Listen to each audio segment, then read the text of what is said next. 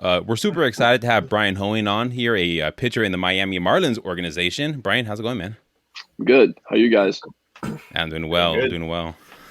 Yeah, I'm excited to have you on here. I had you on about a year ago now, and at that time we were kind of talking about how you just got out of Beloit. We were talking about how you survived Beloit. I was kind of joking with you. You got to put Beloit Survivor Yeah. in your Twitter bio and stuff. And now you've been from Beloit all the way to the majors, and now you're back in the minors. But like, how has that like past year been for you? I would say it's been one of the best years of my life. Growing up, my dream was to always play in the big leagues, and last year I was able to accomplish that. It kind of just takes you back to, everything you've been through, through Little League baseball, high school, travel baseball, all the traveling, all the money spent. Um, and then it kind of comes into all fruition when you make that debut. Very surreal moment. Thankful for the opportunity. But yeah, I was always in that mindset of taking one game at a time, and all of a sudden, one things kept leading up to the next, and all of a sudden, I got that call, and yeah, it was awesome. So overall, I would say 2022 was a very successful year for me. That's so cool. And for those who maybe didn't hear the first episode with you, could you just give us like a quick background on how you started getting into baseball and kind of your path to where you are now? Okay, yeah, from Indiana. I basically grew up with two sports: baseball, basketball. In Indiana, it's basketball's the thing to do there. So growing up, that was my main sport, and I kind of just played baseball on the side. And then I kind of got to the point where I was 12, 13 years old and started playing, got a little bit more serious with baseball. Started playing travel baseball for the Indiana Bulls. And then I played with them throughout my whole high school career. And then started getting recruited by Louisville, playing through the Bulls. They came and saw me pitch, and then I committed to Louisville. Played 3 years there at Louisville, and then I was drafted in 2019 by the Miami Marlins, and I've been with the Marlins ever since. What was your obviously Louisville, big baseball school? What was your Yep. favorite college to go play against? I'm a big college baseball guy, especially down here Oh, at the okay. SEC. So Yeah. I eat up college baseball all year. Yeah. Oh man. Well, playing the ACC, you go to a bunch of really cool schools and cool campuses. I mean, I would say for majority of us, the easy answers are always, the Florida States, the Clemsons, NC State was fun, Virginia is fun. I would say those are probably the main schools that we really look forward to going to play. Not only because the field is nice, the stadium's nice, you get good crowds, but the talent that those teams usually had each year was Yeah. really outstanding. And so we usually had some good games against those teams, and pretty electric atmospheres for sure. Do you have one specific game that you're like, oh wow, like I'm gonna remember this forever? I'm gonna tell my grandkids about this one moment. For me personally, we were playing NC State. It was my junior year, and I came in out of the bullpen. Bobby Miller was a starter, and he was dominating all year. I don't know, it might have been like the fourth and fifth inning. He ran into a little bit of trouble against NC State at NC State, and it was basically nobody out. And NC State was like a top 10 team. We were a top 10 team at that point. And I came in basically no out and struck out. I think I struck out two, and then got a ground ball right back to me and got the third out. So it was a pretty exciting moment for me on the road there at a hostile environment to get Bobby out of that situation and help our team win. But I mean, we had some pretty big wins as a team at all those places. Going in each of those places and probably taking a series away or winning the series 2 out of 3 at those places. So let's talk about your debut then. Let's get into it. Obviously, like I said, the last time we had you on, you were in the minors grinding. You get the call last year to make your major league debut. Obviously, it's for sure a ton of emotions that you were feeling and stuff like that. How did they tell you were going to make your major league debut? I love talking to guys and hearing their stories about how their coaches, tell them, "Hey, you're a big leaguer now." So, like, what was that experience for you? How'd that go down? Yeah, mine's a pretty solid one. I can't lie. So we were in. It was a Friday night in Jacksonville. I was in AAA. We had a home series, and I was scheduled to pitch on Sunday. I was scheduled to pitch or start on Sunday, but on Saturday we actually had an off day. Okay, and so Friday night, my friend and my girlfriend were in town. Jacksonville just visiting me, just on a random weekend. Happened to be visiting me, and since Friday night the game got over, and we were going to go out to a restaurant to have a drink, grab a bite to eat because the off day was on Saturday. And we're hanging out in my apartment. I just called an Uber to come pick us up from my apartment to go to this restaurant. And I would say 15 minutes go by, and I get a call from this number that I don't have saved on my phone. And me just ordering an Uber, 15 minutes ago, I think it's my Uber driver. And I answer, I'm like, "Hey, are you here?" And it's my AAA skip. It's Brownie. It's my coach. And he goes, "What do you mean am I here?" I was like, "Brownie, is this you?" He goes, "Yeah, this is me." I was like, "What the heck are you calling me for?" And he goes, "Well," he goes, "One, make sure you save my number next time." And he goes, "Two," he goes, "Come back to the field. Um, I got to tell you something." I was like, "Oh wow." So immediately my mind starts racing, like, what's going on? Like, am I going up, or just basically what the heck's going on? Yeah. And at that point, I drive to the field. It's like 11:30 at night, and I drive to the field. I go into his office, and he's telling me basically like, Braxton Garrett is supposed to start the next day, but they're not sure if he's going to be able to start. And they're gonna fly you out to LA to face the Dodgers on Saturday, tomorrow night on Saturday, if he can't go. So at this point, I mean, I just black out. Like my mind's racing. I got a bunch of emotions going through my body. And he goes, "Just pack up." I was like, "Is this a thing where I need to tell my family to come out and join me in LA? Because obviously they mean a lot to me. I want them to come out and see my debut, no matter where it is." And he goes, "I can't tell you for sure. Like, I can't give you that guarantee. It's not 100% sure, but it's more than likely." And I'm from Indiana, so it's not an easy flight to get all the way out to California like that, Right. the night before. And it's 11:30, 12 o'clock at night. And, next thing leads to, whatever. And the next day I'm flying out at 6 a.m. I hardly sleep that night. My mind's still racing. My girlfriend and my friend who were with me in Jacksonville actually catch the same flight with me. And so we all fly out to LA together. And my brother happened to be on vacation in, somewhere out west. I can't remember where it was, but he actually met us out there too. So I have my girlfriend, one of my best friends from high school, and my brother all come out to LA now. Wow. And I get to the stadium, and still not sure if I'm gonna, debut tonight or not. And then, probably about 10 or 15 minutes in the clubhouse, the skip at the time, Mattingly, Don, he came up to me and said, "We're going to activate you tonight, and you're going to start." And all of a sudden, like, immediately my heart just like dropped. I was like, "Wow, it's happening," type of thing. And I go in there, I sign my contract, whatever. And then I go out there and, Saturday night debut in LA against a heck of a lineup. And that's it. That's so crazy. So yeah, it was pretty crazy. So obviously you faced a huge lineup, like you just said, star-studded lineup. Who was like the first guy that you had to face? Like, and you were kind of like, "Oh wow, like this is the show. Yeah. Like here we go, strap in, or it's not going to be how we want it to go if we don't lock in right here." Well, the leadoff batter was Mookie Betts, and so there's your answer. Yeah, there's a couple MVPs in the lineup. They got Cody Bellinger, Mookie Betts, Freddie Freeman, Will Smith, who's the catcher there, who I was college teammates with at Louisville. And so, me and the pitching coach were going through the lineup, like kind of like the little scouting report before the game. And he's like, "Man," he goes, "I know it's been a lot. Like, don't look into this too much. Like this, obviously this team is very good. Just go out there and do what you can do." But I would say Mookie Betts, when he stepped in there, was honestly pretty cool. Like that realization moment, he stepped in the box and kind of gave me we made eye contact, and he gave me like a little head nod and said, "Congratulations."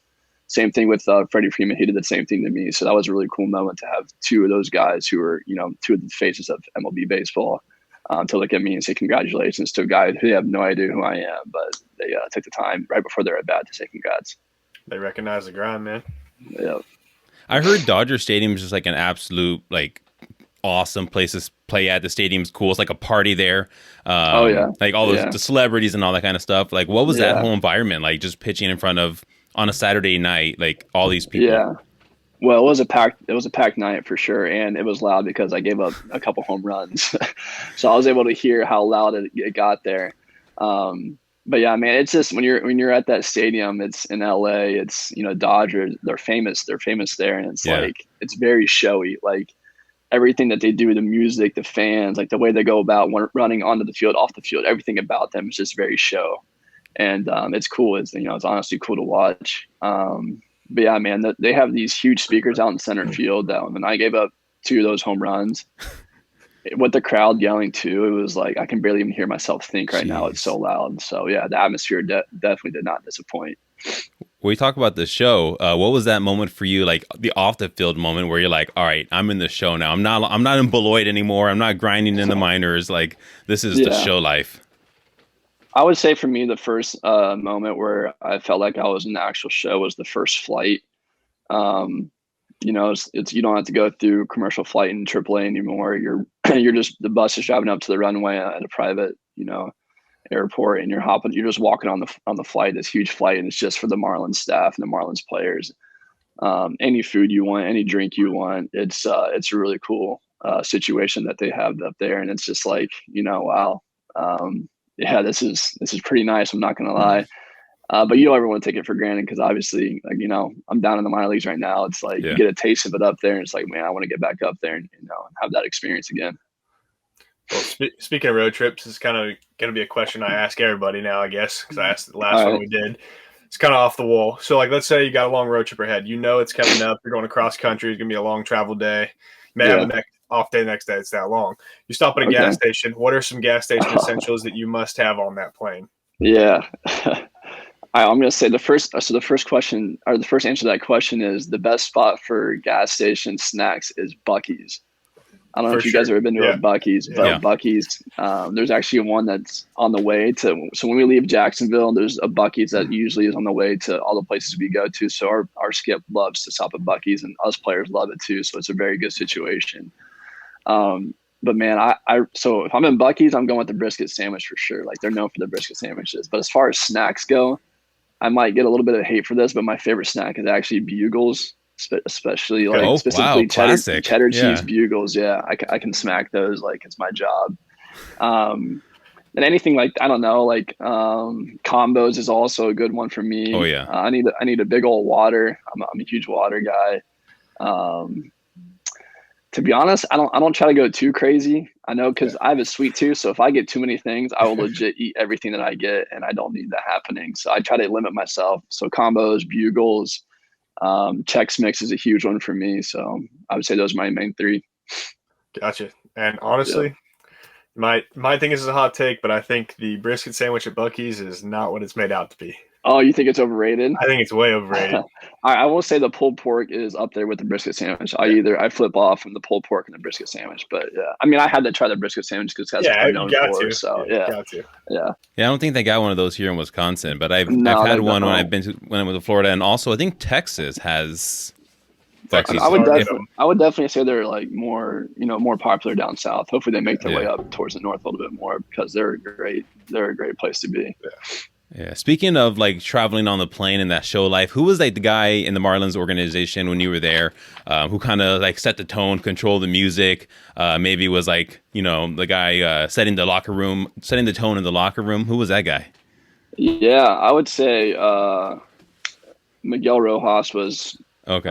As far as my understanding, I didn't really ask who was on it. I can kind of just like look around and try to tell who was on it, because I was the new guy there. I'm not really trying to ask too many questions or get involved or like get in the way of anything. Yeah. But I know Miguel Rojas was on it a lot. Man, I know it was a lot of loud music being played, which I'm a fan of. I don't mind that at all. But I'm pretty sure Miguel Rojas, Sandy was also on there a lot too. Jesus Luzardo was a big one. I would say those guys are probably the main three that, you know, took control of the aux game. And what about like the locker room guy, like the glue guy in the locker room, maybe cracking a couple of jokes here and there, kind of keeping it loose for the boys? Yeah, definitely Miguel Rojas, when he was there with us last year, was kind of the leader in the locker room. Joey Wendell was also a great leader for us in that locker room after wins, getting everybody together and kind of celebrating each win. Jesus Luzardo, pitcher, he's a good leader in there.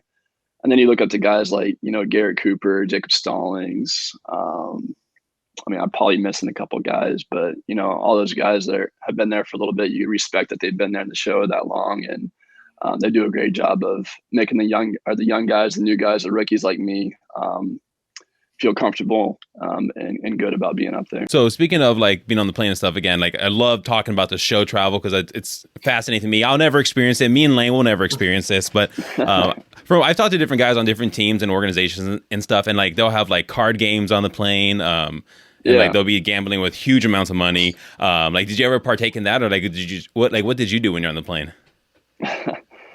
I was only on 3 or 4 flights. Like I said, I was only up there for, like around a month or so. I was on 3 flights, 3 or 4 flights, somewhere in there. Most of the time I was kind of just chilling on my phone, kind of taking it all in. Yeah. I did get into some card games, but no high stake card games for me. The guys who were on the table had a lot more money than I did, and they were betting a lot more money than what I was willing to bet. So I kind of just sat back and watch from a distance, and it's kind of like an entertainment to see those guys play cards. Um, but I would just pop on movie, listen to music, catch up on texts or emails, anything like that. I'm a huge cards player, so I'd pull up my phone, play like euchre or spade, something like that. And then there's like the rookies kind of had their own table away from the veteran guys who they would play cards with lesser stakes. I would sometimes get involved with that.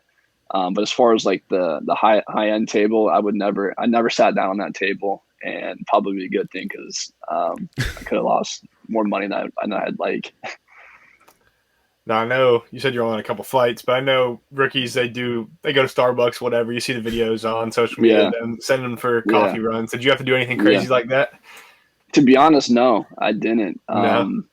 No, I've seen the Chicago, and when your teams are in Chicago, they do the coffee run. I've heard some other things, but nothing like out in the public really where I had to like do any rookie type of Hazing. Hazing like that. Yeah, I'm hazing. Nothing too crazy. That's for sure. Did you guys you had a rookie dress up date though, right? Where you guys had to dress up on the plane? Yeah, we did do it. Okay, I guess that could be one. Yeah, I kind of forgot about that, the rookie dress up. Yeah, we were flying to New York for rookie dress up, and we got done with our game in Miami, and we get back to the locker room after the game, and each rookie, I think if you have under a year of service time, you're technically considered a rookie. Yeah. And so each rookie had a costume at their locker waiting for them, and I was Elvis. Yeah. I was Elvis. And so, I had to dress up as Elvis, and there are also some other really good ones. And so, we had to dress up as our costume and wear it onto the plane the whole time. And it was not the most comfortable outfit. It didn't fit. I'm 6'6", and so like this costume is not made for a 6'6" person at all. And so this thing was like horrendous on me. But I had to wear it the whole time on the flight. And then when we got to New York, we had a little team get together and had to wear it there. Unfortunately, it was when we landed there in New York that night, it was raining. We had this whole plan out to go to Times Square and walk around, and all the rookies are going to walk around in these costumes. And obviously there's a crazy amount of people in Times Square. And so we were going to get a bunch of looks, but it was raining. So we weren't able to do that part of it, but we still had to wear the costume to the team to get together at a restaurant that we were at in New York that whole night until we had to go back into the hotel. Who picked the costumes out? The veterans guy, the older guys did. They all picked it out. And so we had no idea what we were going to wear. They kept it a secret from us the whole time. And we didn't know until we got back after the game in Miami, and they were at our lockers. So there were some pretty good ones. It was hilarious. That's cool y'all played into it, though. Some people get mad about that stuff. I said it's cool y'all played into it, though. They were going to go to Times Square. Like, some people get mad about it. And it's like, why? I don't think – it's great. I mean, it's hilarious. Like, I don't think anybody got salty about it at all. I mean, some guys had to like put face paint on themselves. Like, that's not the easiest thing to do. No. Now, obviously, if you wipe your hand or wipe your shirt or anything, it's going to rub off on whatever you're wiping it on. And I didn't have to do that, thankfully. But everybody kind of bought into the whole rookie dress up. It's a good team bonding experience. It's funny. It creates a lot of laughs. It's something to look back on. And like I'm telling you guys right now, it's a good story. Yeah. Speaking of rookies and stuff, like you had a bunch of guys come up with you that you played in the minors with, alongside with. How cool was it just to be able to get into the show, but also be alongside guys that you play with in the minors like not too long ago? I think the Marlins had a ton of like major league debuts last season. Yeah, it was special, man. Like I said, I was drafted in 2019. And I think when I debuted last year in 2022, I was the fourth member of the 2019 draft class to debut that same year. So when JJ Bleday, then Peyton Burdick, Andrew Nardi, and I was the fourth one. So when I got up there, all three of those guys were already up there. So for me, it was a little bit easier transition because I knew those guys already, and they had been up there for a week or a month by now. And let's not to mention that 2022 spring training, I wasn't in big league spring training. I was on the minor league side the whole time. So usually during big league spring training is when you kind of like hang out with the guys and get to know them a little bit better and kind of build that team camaraderie. But I wasn't even a part of that at all in 2022. So the first time I ever really interacted with any of those big league guys was when I got called up. And so they were seeing me for the first time. I was seeing them for the first time. But yeah, no, it was cool. Like you said, it was, I was coming up with Peyton and JJ and Nardi the whole time throughout the minor league system, and the fact that we were all able to make it up there last year and kind of look at each other and say, hey man, like we made it. Like the 2019 class is represented really well right now. It was a cool moment for sure. Did you play JJ in college at all? I did. Yeah, I did. We tore it up. Yeah. Oh yeah. We played Vanderbilt once a year in the regular season. And it was always a midweek game towards the end of the year. It would flip from home and away. And so we played them, I think, 3 times. I faced them 3 times, or we played them at least 3 times. I don't know if I pitched every single time we played them, but we also played them in the 2019 College World Series.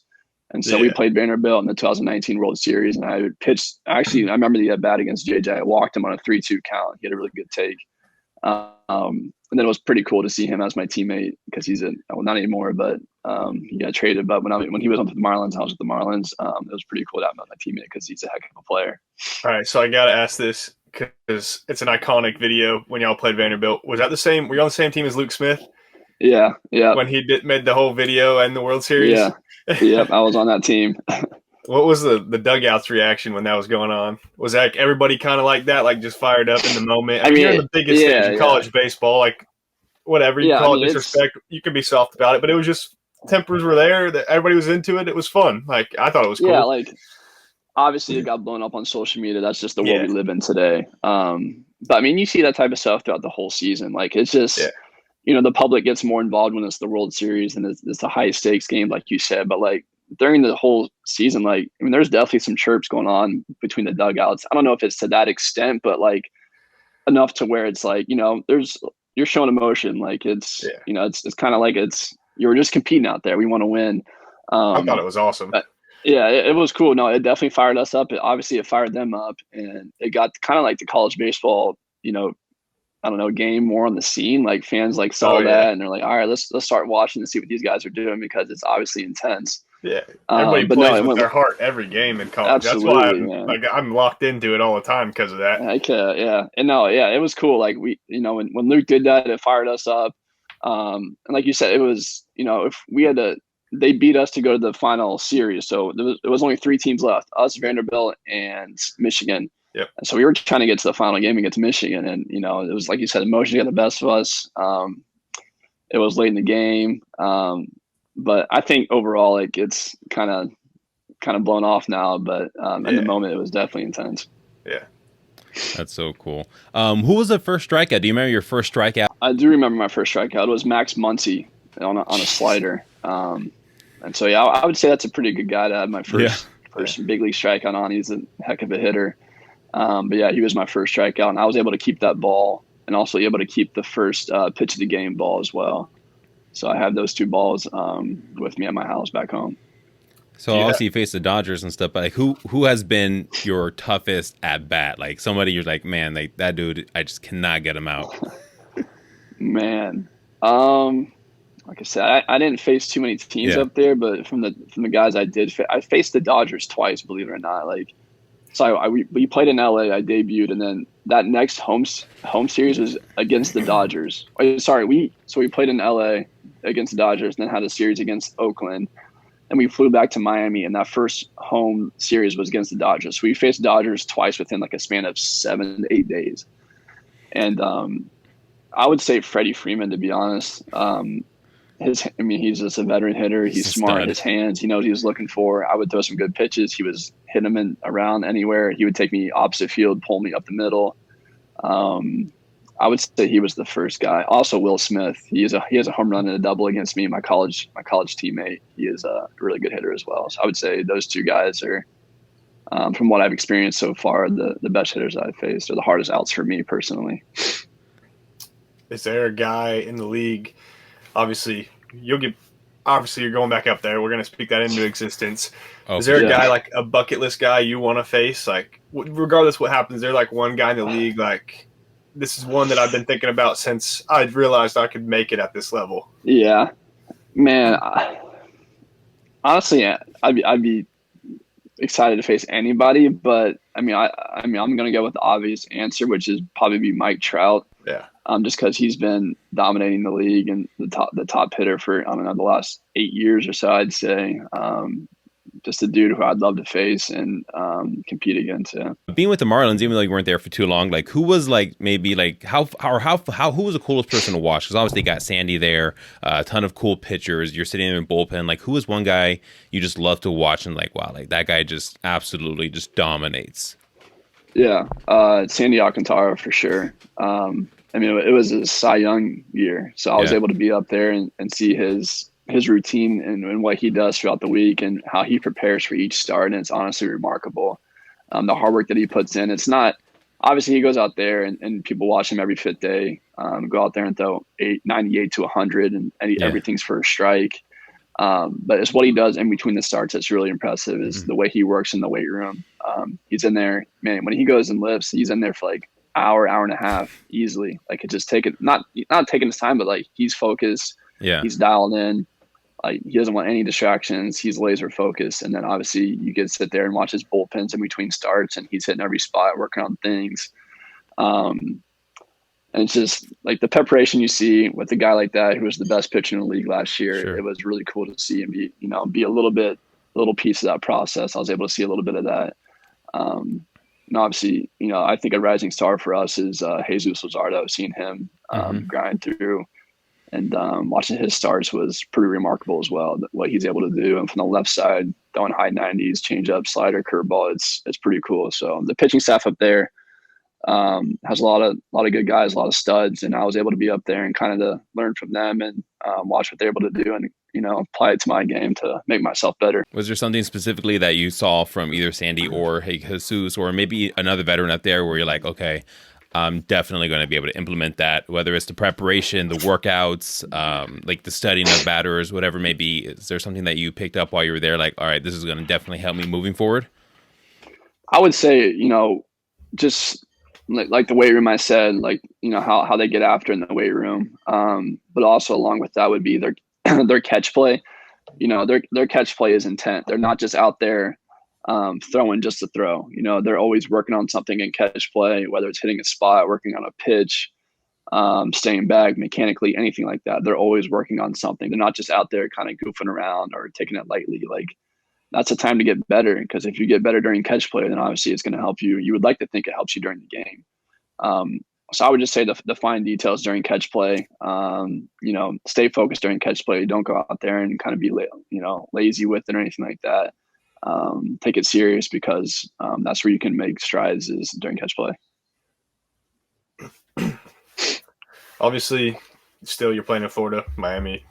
It's tropical, not really tropical, but it's nice weather here. Basically all baseball season. It is hot, but it's nice weather. Off days, do you golf? I know a lot of pitchers golf. Like you out there with the guys on the courses. Who's the best like teammate you've played with that's good at golf, and who's the worst golfer? So I didn't play golf in the big leagues when I was up there, so I'll speak on behalf of the minor leagues. The best golfer I played with in the Miami Marlins organization is Troy Johnston. He's in Double-A with Pensacola, first baseman, lefty hitter. He played golf growing up his whole life. I think his dad was a golfer is what he told me. And man, his shot is very pure. He hits it a long ways and it's straight. He's got a good short game. I would say his handicap is floating around 4 to 6, which I think that's amazing. Like, I don't know if I play with anybody who's been better than Troy. As far as the worst golfer goes, man, I'm going to expose somebody, huh? I'm sure there's a couple of them. Oh, man. Sheesh. I would probably go with, I'm going to go with my roommate here in Jacksonville and say Jeff Lindgren. He's he doesn't golf very much, but when he does, it's just ugly. If he sees this, I don't care. He'll be fine with hearing this. I'll tell him that straight to his face. But We might have to get him on the pod and see what his reaction is. It's not even his fault. He just didn't really grow up golfing, and he just kind of get into it because obviously a lot of us golf, and so he wants to hang out with the guys in the off day. Yeah. And so he's trying to like insert himself into going to play. But I'm sure you guys are golfers, but like golf's not a sport where you can just kind of pick up and be good at. It's a very tough sport. Like you have to put the time in and go out there and play a lot to become decent. Not even great, just like decent. And so he's at the beginning stages where it's just, it's tough to hit the ball straight or even get the ball off the ground right now. Yeah. So, but I'm gonna work with him. I'm gonna keep working with him on the off days here. On Mondays we have every off day, so I'll work with him. That's kind of how I am when it comes to golf. Like some of the guys here in Beloit, they'll be like, "Hey, let's come golf," and on Mondays on the off days, and I'm like, "Yeah." I would make such a fool of myself if I even attempt to golf. Yeah. It is not my sport. It's something I got to get better at because, like you said, like a ton of baseball players golf, and like I want to be able to do that. But dude, golf is literally not my thing. No, and like you said, I think it's just a good sport to know how to play. Like as far as just like business aspect, sport aspect, like going out with some buddies and just kind of hanging out, talking, like it's just a cool sport to play and to have like a respectable score to where you're not embarrassing yourself, right? For sure. In the bigs and stuff, what was your favorite city to play in? Obviously you played in LA, which might be it. But like, you played here in Milwaukee. I saw you in Fishman when you guys were down here. But what was your favorite, or what has been your favorite city to play in? Yeah. Man, I would have to say LA for sure. Like I said, it's so showy up there. Everything they do is really cool to watch. But I would say also we went to New York, the Mets, not the Yankees, but the Mets Citi Field. And those fans are really passionate. Those are like the diehard, like, we were out in the bullpen and those fans are on us all night long, just heckling us. And I was able to actually see Edwin Diaz, I was able to see him close twice during that series. So obviously that whole year leading up, I'm seeing this man go viral on Twitter for his trumpet walkout or walk-in, walkout video song. And to actually be there in person, right? Literally, because our bullpens touch and are right next to each other in New York. Oh, sweet. And so, man, he's warming up, and I'm sitting there in the other in our bullpen. I'm looking over there like, wow, this is actually crazy. I saw this dude on Twitter, like, how hyped these fans get. And, truth be told, like when he comes out of that gate from the bullpen, those fans are up on their feet going nuts for that song. And so I would say that was a really cool experience in New York, in Citi Field, seeing Edwin Diaz close out 2 games against us. So, what were some of the better chirps that you heard? Oh, yeah. Man, they're just getting they'll go into your personal information and pull out, your mom's name, cousin's name. If you have a sister, your sister's name. They'll pull up your stats. Like if you have any type of if you have a bad ERA or like walks or whatever, they'll call you any type of thing. And they got all the fuel in the world just because all of our information is so public to the public, to the public eye. And so they go on there and just, they take their notes, they know what they're saying, and they just let you have it. But it's to the point where it's just like you hear it so much now, you kind of just tune it out. Unless something crazy is said that you might catch your attention, but for the most part, you just kind of block it out and not really give them a reaction, because once you do, and it's just fueling the fire, and they keep going and going. Yeah. What's you said you only went to a couple cities. What's one stadium you want to play at, or a city you want to go play in? Yeah, for me, it would be the Cincinnati Reds. I grew up in Indiana, but I'm right on the Indiana-Ohio border, and so I grew up a Reds fan. Live like 40 to 45 minutes away from Great American Ballpark. I tell my friends and family all the time, if I were ever to play at Great American Ballpark, that would be my lifelong goal, and it would be cool. I think there would be a decent amount of people with family and friends that would go out there and support me and come watch us. But yeah, no doubt, Cincinnati Reds for sure. Sweet.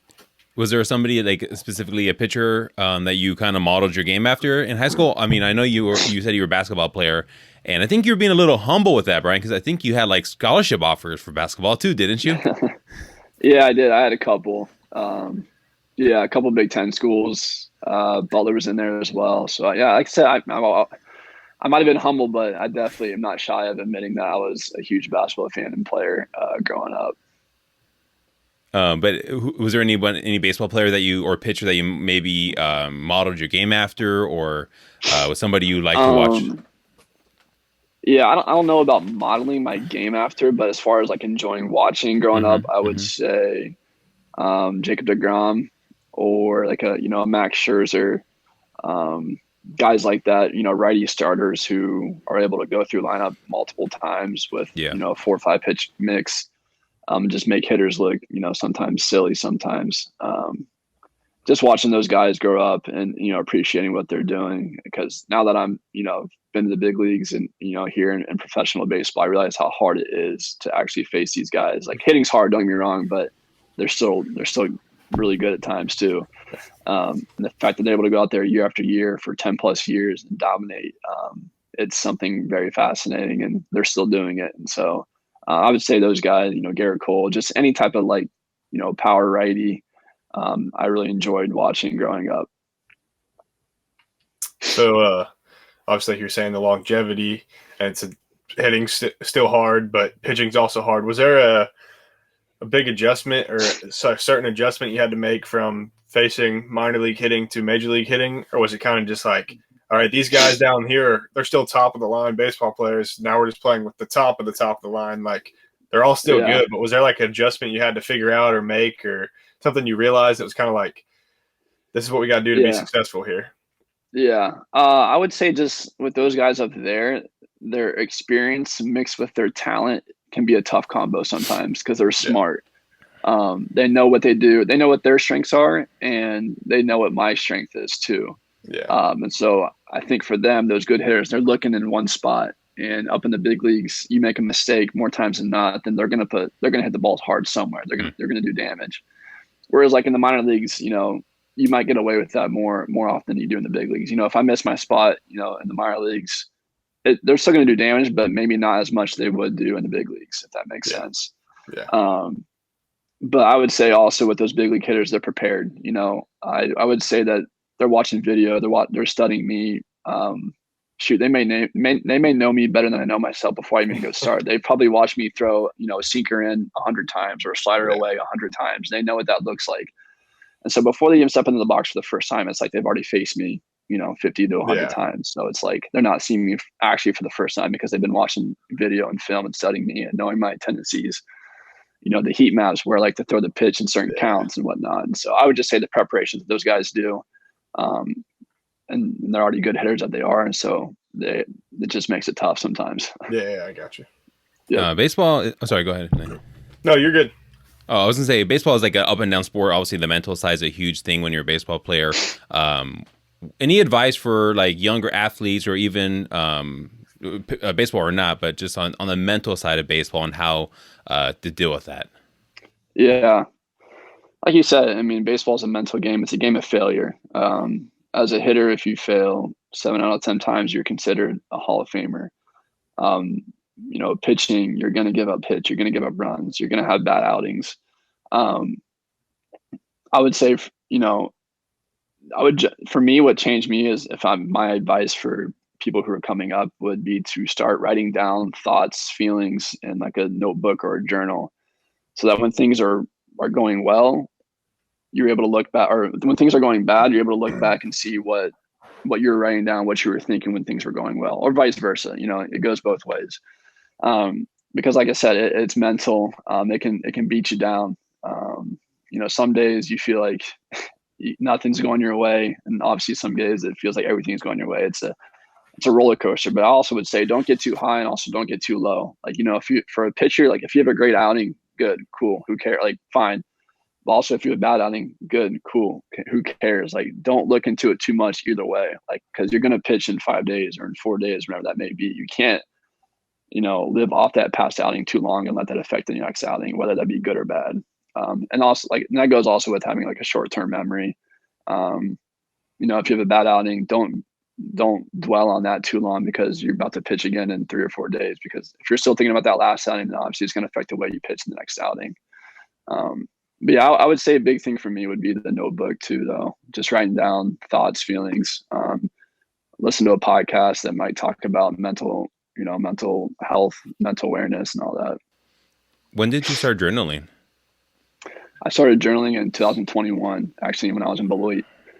I never journaled before, probably because I never struggled that bad before. But in 2021, the first half of the season in Beloit, I was not pitching that great, and I looked into getting into journaling and just writing stuff down. And then from that point on, I've stuck with journaling, and it's helped me out a lot.